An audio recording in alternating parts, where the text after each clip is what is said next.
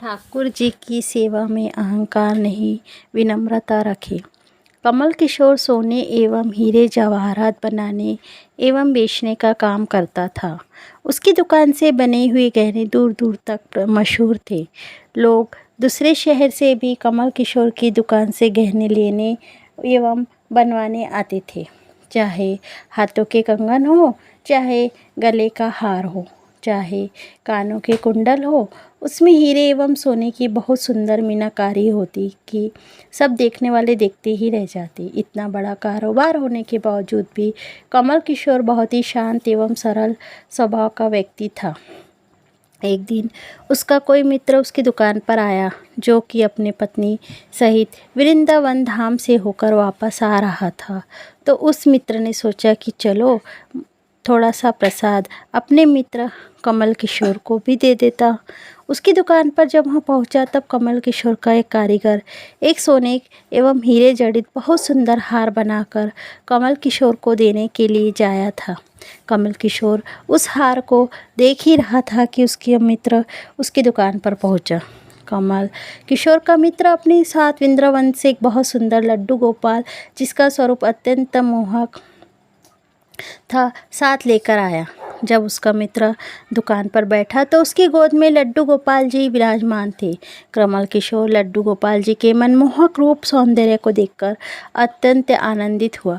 उसने अपने हाथ में पकड़ा हुआ हार उस लड्डू गोपाल के गले में पहना दिया एवं अपने मित्र को कहने लगा कि देखो तो सही, इस हार की शोभा लड्डू गोपाल के गले में पड़ने से कितनी बढ़ गई। उसका मित्र एवं कमल किशोर आपस में बातें करने लगे। बातों बातों में ही उसका मित्र लड्डू गोपाल को हार सहित लेकर चला गया।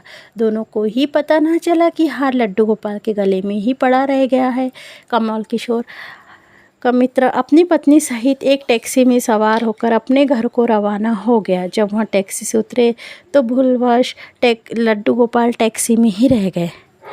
नाम बाबू था, जो कि दूसरे शहर से यहाँ अपने परिवार का पालन पोषण करने के लिए टैक्सी चलाता था एवं वह टैक्सी लेकर काफ़ी आगे निकल चुका था।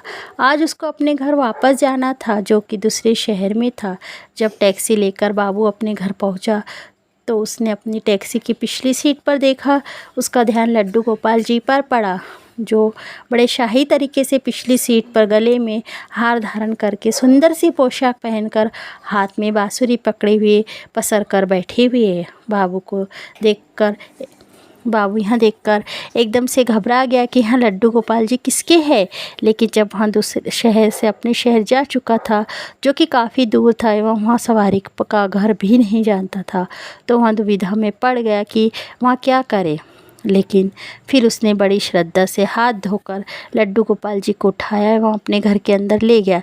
जैसे ही उसने घर के अंदर प्रवेश किया, उसकी पत्नी ने उसके हाथ से लड्डू गोपाल ले लिया और जब देखा तो इतने सुंदर स्वरूप वाले लड्डू गोपाल जी को देखकर उसकी पत्नी ने लड्डू गोपाल जी को अपने हाथ में ले लिया।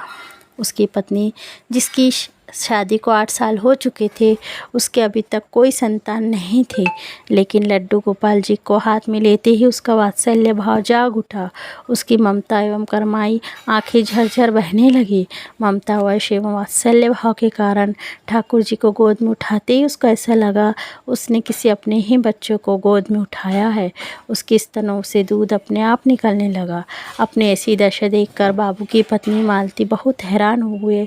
उसने कसकर गोपाल जी को अपने सीने से लगा लिया एवं आंखों में आंसू बहाती हुई बोलने लगी, अरे बाबू, तुम नहीं जानते कि आज तुम मेरे लिए कितना अमूल्य रत्न लेकर आए हो।